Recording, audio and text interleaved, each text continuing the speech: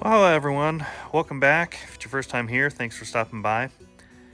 Haven't posted on here in a bit.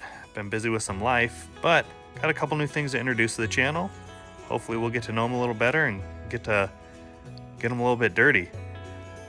First one here is our brand new 2022 Winnebago 1800 bunkhouse. It makes a pretty good tent. We've had it out a few times.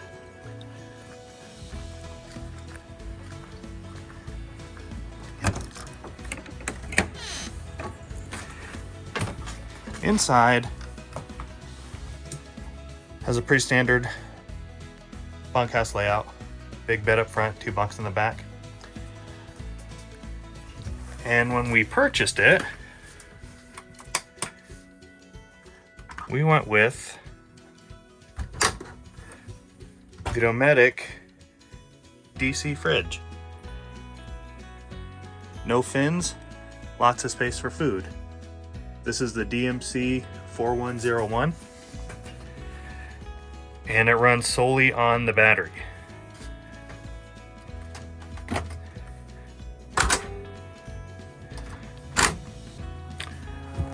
Now, there's been a little bit of discussion out there on these and how efficient they are, and I decided to go with this because going out in the woods was going to be our primary focus, and I wanted a refrigerator that could keep everything cold regardless of the temperature outside. The big problem I saw with the gas electric is when you're running on the gas, you have to have the coach almost perfectly level, and then the temperature only cools down to so many degrees outside of the ambient air temperature.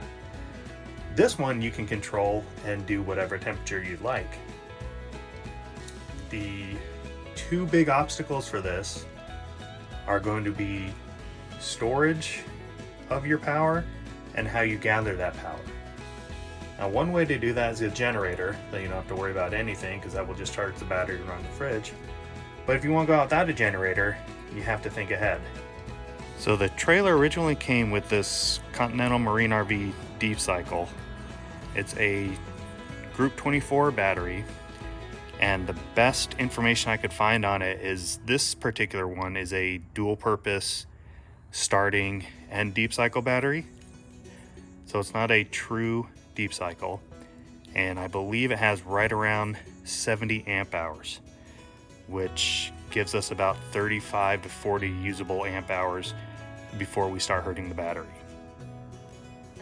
And as a way to keep the battery charged, the coach came with this, a 190 watt Go Power solar panel.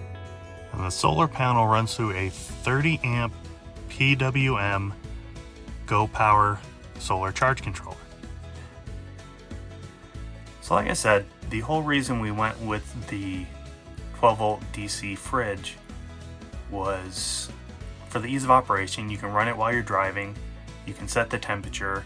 When you need to cool it down, you can turn it on an hour or 2 before you're going to need it, and it'll be cold enough. The only issue was going to be the energy consumption. Just how efficient is this thing? There's lots of talk out there about how these are efficient, people showing in laboratory conditions running for days on a battery. In our experience, we're able to get maybe a day, maybe a night out of real world use with this, with the battery that came with the coach. Of course, that all changed depending on your solar array, depending on your battery. There's many things that can affect that. But with the 70 amp hour battery we got with the coach, even with the 190 watt solar panel, we're only able to get about a day of use out of this. I've found that the fridge runs anywhere between 2 and 9 amps, depending on how hard it has to cool. And during our first test, we ran it on the lowest settings, and I actually think that used more power than running it on the mid and even upper settings. Going into the purchase though, the fridge energy consumption was something that was planned for, and so I set up the coach to compensate for that. So if you noticed before, we didn't have a battery up on the tongue. That's because we have the battery in here. Inside the battery box, I did the DIY 280 amp hour EVE lithium iron phosphate battery that is matted to a 40 amp MPPT charge controller. And then for off-grid instances where we need AC power, I have hooked that up to a 1500 watt pure sine wave inverter. Rolling through to the inside of the coach, we have the remotes for both the charge controller and the pure sine wave inverter.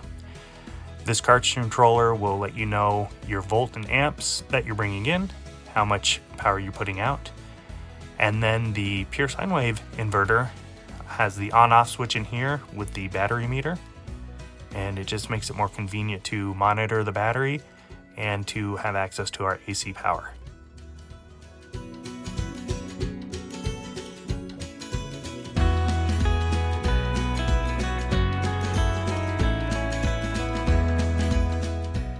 So now we're back up to the 190 watts of solar supplied with the coach. In previous outings, we were getting a peak of between 6 and maybe 7.5 amps of power, and possibly that could charge the lithium a little better. With the build in mind, knowing that we're going to be off grid most of the time and reliant on the sun, we have added 2 more 190 watt solar panels, giving us a total of 570 watts. In this combination, we have been seeing solar gains into the mid-20s amps per hour on a regular basis. And that's more than enough to top off any of our battery usage before lunchtime.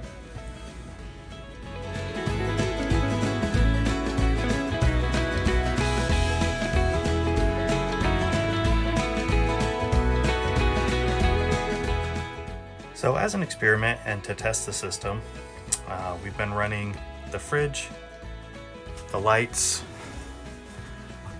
water heaters, awnings, the furnace, everything we can on the electrical power of just the battery and the solar. And as of now, I can't say the power is indefinite,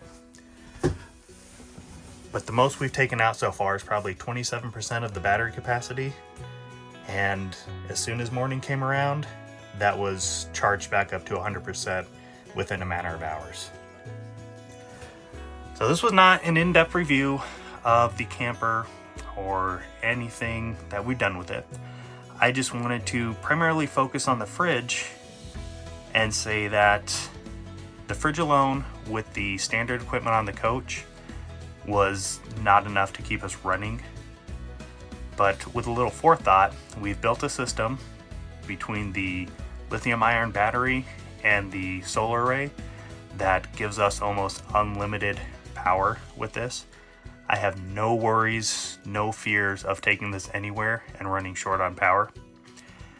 And I believe the advantages of this fridge with the space, with being able to run it while you're driving, outweighs anything that the gas electric can offer. And with my new setup, like I said, if you can store the power and make the power, this fridge is great. And it runs between 2 and 9 still, but I've also found that running it on the mid and upper settings was using less battery power than on the most economical setting on this. So if you have any questions or comments, feel free to let them go. I will try to get to them and answer any questions. But this fridge with the proper battery, proper solar array, and I believe mine is a little overkill for this. You don't have to go that hard. But this fridge with the proper battery storage and a little bit of solar I believe is a much better option than gas electric, just because it's user friendly, it's temperature friendly, it doesn't care about the outside environment, and you can operate it on the go. It's something you don't have to worry about. So thanks again, guys. I will try and post a little more. And if it's not obvious, I have no idea what I'm doing on these, so I appreciate every single one of you taking your time to look out for this.